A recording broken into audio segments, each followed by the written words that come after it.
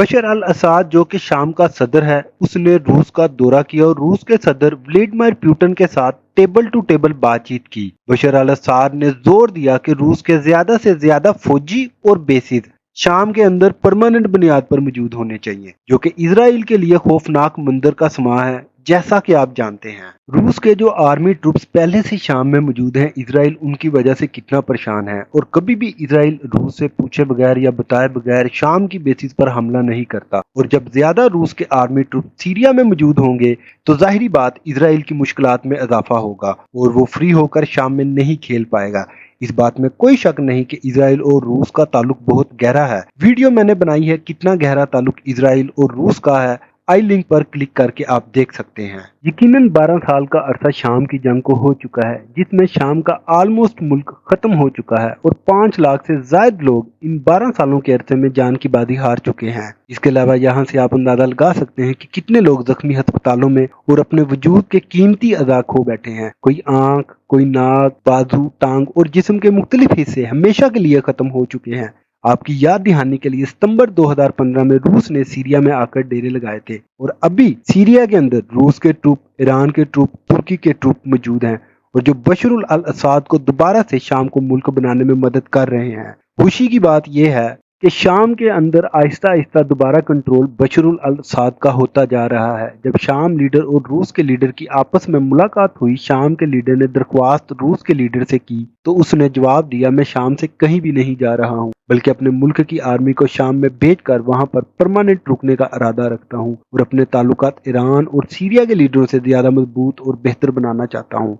सोर्सी से मालूम हुआ जो कि अमेरिका, इसराइल और यूरोपीय यूनियन मुल्क हैं, उनका कहना था कि रूस ज्यादा देर तक शाम में नहीं ठहरेगा क्योंकि इसकी अपनी यूक्रेन में जंग चल रही है और जब उसको फौजी ट्रूप की जरूरत पड़ेगी तो वो वहां से अपनी आर्मी निकाल कर यूक्रेन में ले जाएगा। क्योंकि रूस अभी सीरिया के लीडर को सपोर्ट कर रहा है ताकि वो अपने पैरों पर खड़ा हो जाए, मगर हकीकत में मुझको ऐसा महसूस होता है कि अगर हम सोवियत यूनियन के लिहाज से बात करें तो उस वक्त सोवियत यूनियन मिडल ईस्ट में बहुत ज्यादा एक्टिव और सरगर्म थी और अब दोबारा रूस की फौजें सीरिया में खित्ते के तौर पर नहीं बल्कि ग्लोबली हैं, क्योंकि मिडल ईस्ट कुदरती दरखास्त से गैस, तेल और दूसरी मादनियात से माला माल है और हर मुल्क उसको हासिल करना चाहता है और जाहिर यही नजर आ रहा है। रूस सीरिया से एंड गेम तक कहीं नहीं जा रहा। अब अगर हम बात इसराइल की करें तो इसराइल मीडिया के मुताबिक बशर अल असद और रूस के सदर व्लादिमीर पुतिन ने इसराइल के छक्के छुड़ा दिए हैं क्योंकि उसकी मुश्किलात में काफी हद तक इजाफा हो चुका है। सीरिया के अंदर इस वक्त तुर्की की फौजें, ईरान की फौजें और रूस की फौजें मौजूद हैं, जबकि इसराइल ने रूस को कहा था कि अब हम मिलकर ईरान पर हमला करते हैं, तो उस वक्त रूस बिल्कुल एक तरफ हो गया था और इसराइल ने ईरान पर हमला कर दिया था। दूसरे एंगल से इसराइल कहता है कि हम इन लोगों के खिलाफ लड़ रहे हैं, हम तो अपनी बका की जंग लड़ रहे हैं। यहाँ पर सीरिया लीडर बिल्कुल भी इसराइल की मौजूदगी सीरिया में नहीं देखना चाहता और मुद्दत बार इनकी आपस में झड़पें भी हो चुकी हैं।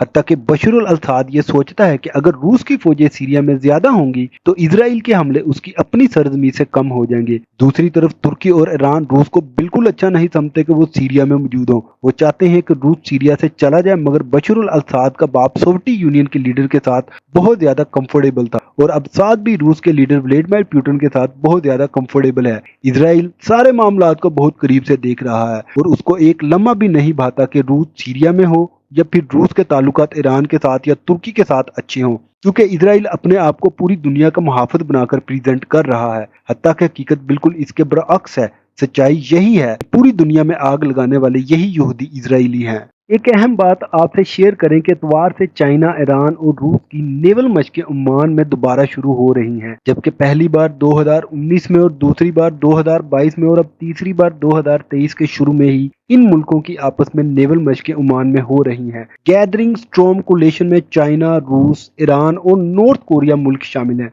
जबकि अमेरिका का कहना है कि हमको मालूम है कि सारे दुनिया के मुल्क आर्मी, नेवल और एयरफोर्स ड्रिल कर रहे हैं। जबकि पिछले हफ्ते अमेरिका एयरफोर्स और इजराइल एयरफोर्स ने अमेरिका की स्टेट नेवेडा में मुश्तरका मशकें की थी। आई लिंक ऊपर दिया हुआ है, क्लिक करके ज्यादा इंफॉर्मेशन ले सकते हैं। अब ओमान में चाइना, ईरान और रूस की नेवल ड्रिल हो रही हैं और मजेदारी की बात यह है कि ओमान में अमेरिका और नेटो के फौजी स्टेशनों पर मौजूद हैं। इससे बढ़कर पिछले हफ्ते ईरान और सऊदी अरब के ताल्लुकात को दोबारा बहाली में चाइना ने में बहुत अहम किरदार अदा किया था। वीडियो बनाई है, आई लिंक ऊपर दिया है, क्लिक करके इंफॉर्मेशन दे सकते हैं। मगर ये सारा मामला इजराइल और इसके हवारियों को बिल्कुल भी नहीं भाता, क्योंकि वो कहते हैं चाइना, रूस और ईरान इस पूरे खित्ते में हमारे दुश्मन मुल्क हैं। हम आपके लिए इसी तरह की इंफॉर्मेटिव वीडियो लेकर आते हैं, तो लिहाजा साथ जुड़े रहने के लिए गुलशन इंटरनेशनल न्यूज़ उर्दू चैनल को सब्सक्राइब करना ना भूलिएगा और कमेंट्स में अपने ख्याल का इजहार जरूर करें।